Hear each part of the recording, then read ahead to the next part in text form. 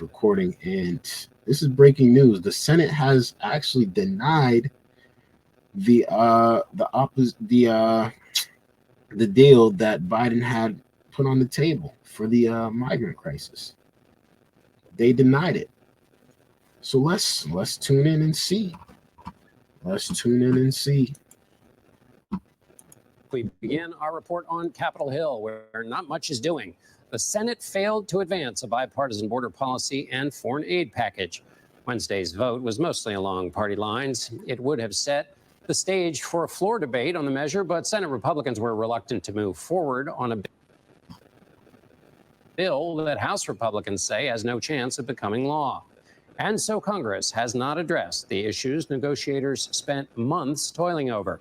A southern border which saw a record number of migrant arrivals in December, and support for Ukraine, which officials say Wednesday was hit by a Russian missile, killing at least 5 people and wounding dozens more. CBS News congressional correspondent Scott McFarland. The federal government has exacerbated and worsening the issue at the border. The Senate today. This is disgusting, man. Whoever is in the White House, they're all not listening to each other. They're all not paying attention to what's really going on. They actually don't care. That's what it looks like. The leaders that are in the White House right now would rather see someone blow up a city thousands of miles away, allow people that pretty much don't care about the United States in a nutshell come here and disrespect their country, disrespect the United States, hit and kill people illegally. And they refuse to do anything about it. Now, I mean, at the end of the day, we understand. You want to come here, you want an American dream, you want to do this, do that.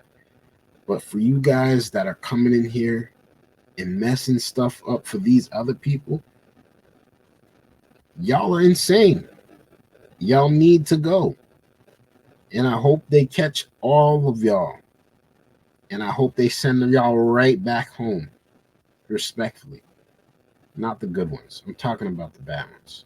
Let's continue.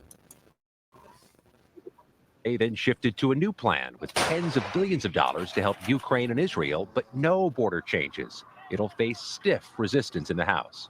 I mean, this place is just chaos, right?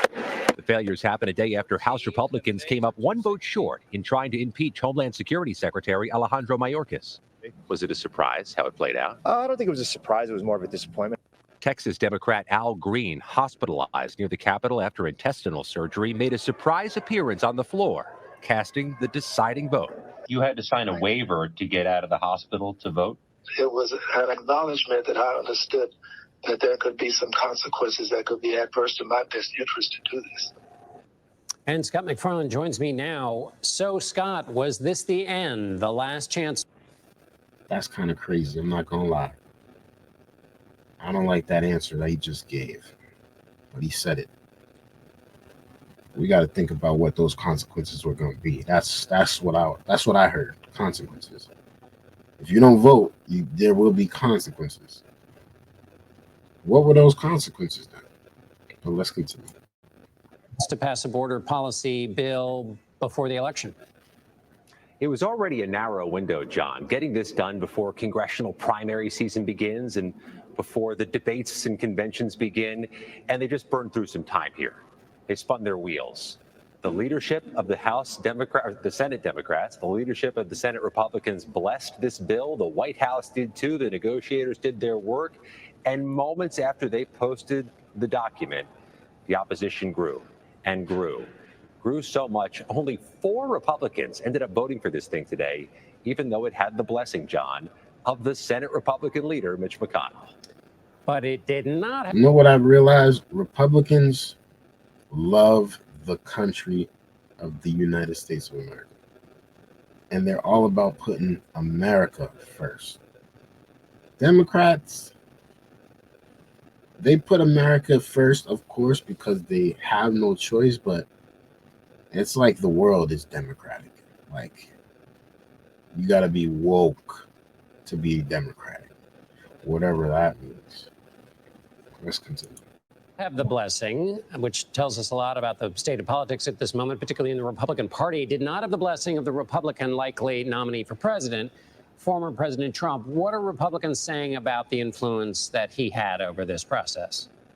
I think it's outsized influence in the U.S. House in particular, where his most ardent loyalists are and where they face re-election every 2 years, not every 6. So these political considerations may have outsized weight in the U.S. House. But nobody's shrinking from the reality here.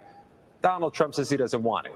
The likely Republican nominee says he doesn't want it. It makes it nearly impossible for some of these Republicans to back the bill and not worry about getting outflanked in their primaries. It's a reminder, John, primaries, including in the state of California, they're just weeks away. Listen, Trump said I'm not for it. And all y'all Republicans should respectfully agree. Should respectfully agree. They denied it. Biden is going to be very upset about this. And it was a bad deal. It was a very bad deal. If you really get into the fine print of what the bill was saying, it was a bad deal. It was a bad deal. They are not going to get this thing under control. People are going to be coming into the city, into your cities, freely for the next year. And I can tell you right now, there are more people coming. There are tons of thousands of more people coming. And the dopest, not the dopest thing, but the craziest thing about all of this is that they are now telling people that migrants that are processed can now vote.